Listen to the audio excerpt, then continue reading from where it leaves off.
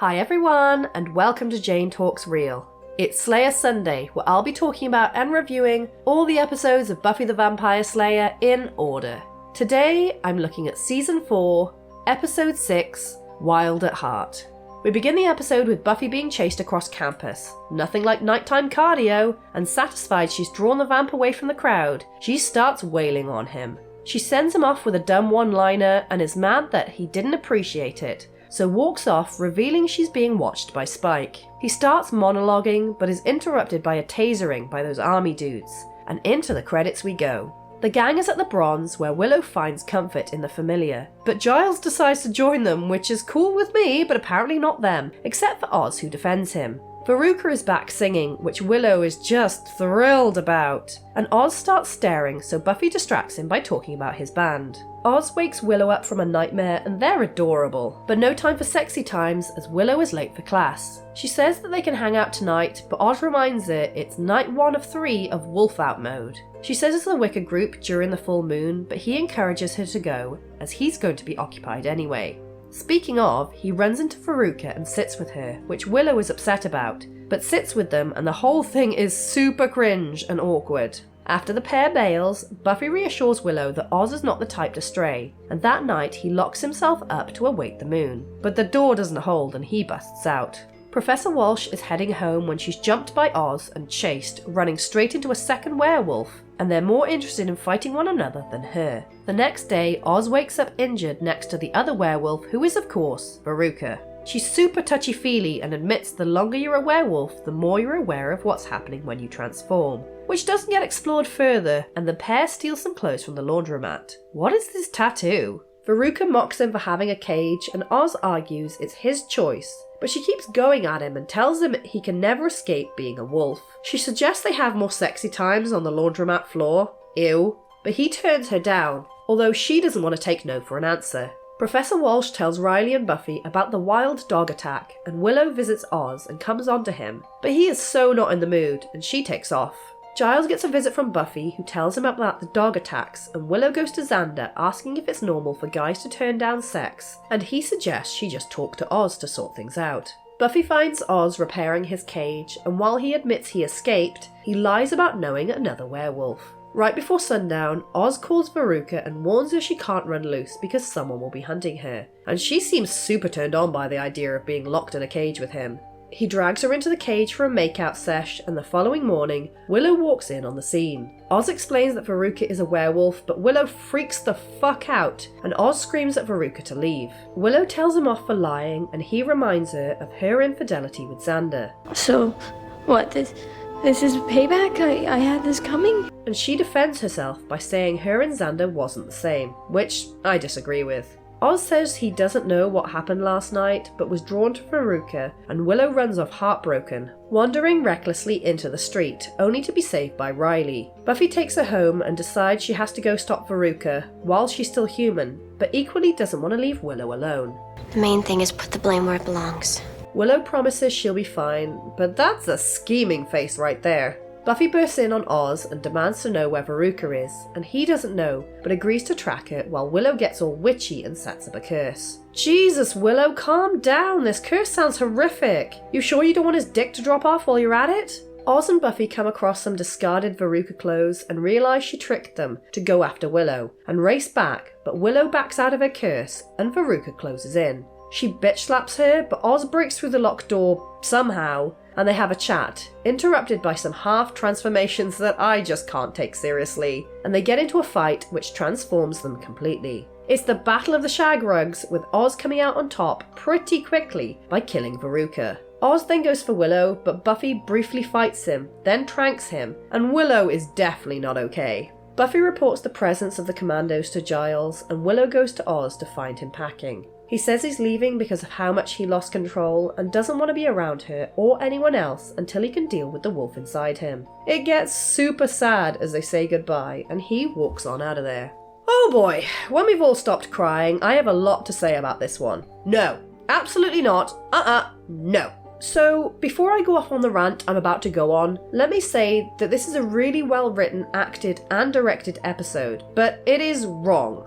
Where to begin? I know Seth Green wanted to leave the show to focus on a movie career, and good for him, he probably boasts the most successful career of all the cast, but they could have engineered Oz's departure from the show better. Now don't get me wrong, I'm so relieved they didn't kill the character off. Dodge that bullet twice now, buddy. But to hear that original plan was to have season 4 be a love triangle between Oz, Willow and Veruca just makes me fucking angry. Explain to me why the Oz we followed for the past few seasons would stray, please. Answer is, he wouldn't. He's too damn loyal, and even if he did, it wouldn't be with a dipshit like Veruca. Oz has stayed loyal to and protected Willow this whole time, putting her needs and feelings first at every point, except when she cheated on him and he needed some time to heal. He's gone after her whenever she's had an argument with someone, kept her safe or come to her rescue whenever she's been in trouble, been willing to sacrifice others in order to keep her safe, been supportive of her choices while also showing concern, stopped how many apocalypses, not rushed their relationship ahead when Willow went into freak-out mode, and acted maturely when Willow cheated on him, and even forgave her. This is not the kind of person that would cheat, and before you say it's the werewolf thing, I'll get to that in a bit. Now let's look at Veruca for a minute. I mean, her name is Veruca for God's sake. A name, and I quote, made up by Roald Dahl for the bratty character in Charlie and the Chocolate Factory. A name that literally means wart. This character becomes a punchline before she's even started, and for Oz and Willow's relationship to implode because of someone named Veruca would be laughable if it wasn't such a slap in the face. Dumbass name aside, werewolf or not, Veruca is not the kind of girl Oz would go for. He's already established this, he's not shown any interest in any other girls other people have liked, such as Cordelia, Harmony and Faith, as they're too obvious or too much. He's always been drawn to Willow because she's different, so Veruca and her sultry ways and over-the-top forceful and somewhat bitchy manner would do absolutely nothing for him. The only thing she's got going for her is she's a werewolf, and I like how Oz has been inexplicably drawn to her for a few episodes now, and this one reveals why. So if they were going to stick to having another woman separate Oz and Willow, this is how they should have gone about it. Have Oz drawn to her over a couple of episodes, sure, and call her something less ridiculous, but have her be a nice person, someone who Oz would genuinely get along with. She could be musically inclined like Veruca is, care about those around her, and just all around be a nice friend for Oz. But she could also have very different ideas about being a werewolf and not wanting to be caged, not wanting to live in fear, which is where the tension could come in. And honestly, I'm not exactly sure where I'm going with this, but somewhere that doesn't involve some bitch named Veruca who wants to shag Oz and murder Willow. Let's put Veruca to one side for a moment and instead focus on the problems with Willow in this episode.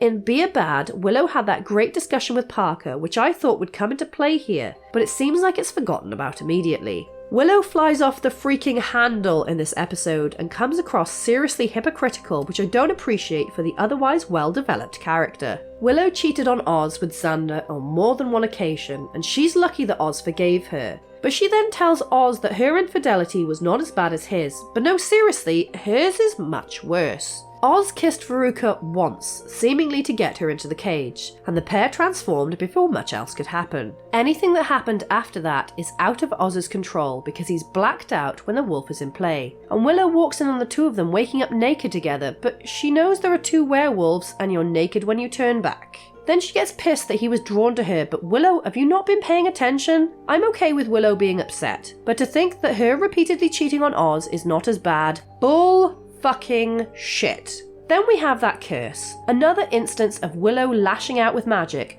when she's emotionally vulnerable. But no, seriously, what the fuck was she going to do to them? She was planning on never allowing Oz to feel love again or have peace? Are you kidding me? I know she bailed at the last second, but still, she was willing to completely ruin the life of the person she's supposed to have loved because he was attracted briefly to another woman. I mean, talk about overkill. Is it obvious enough yet that this whole thing pisses me off? So look, Fear itself showed Oz's biggest fear being the werewolf getting out of control and hurting Willow. So why not make that happen without Veruca and have that the reason he leaves? Alright, before I angry myself in circles, let's touch base with the rest of the episode before I count the deaths and wrap this up. Everyone and everything took a back seat here. I completely forgot until I rechecked my notes that Spike was in this one, which will kick off Fun Spike soon enough.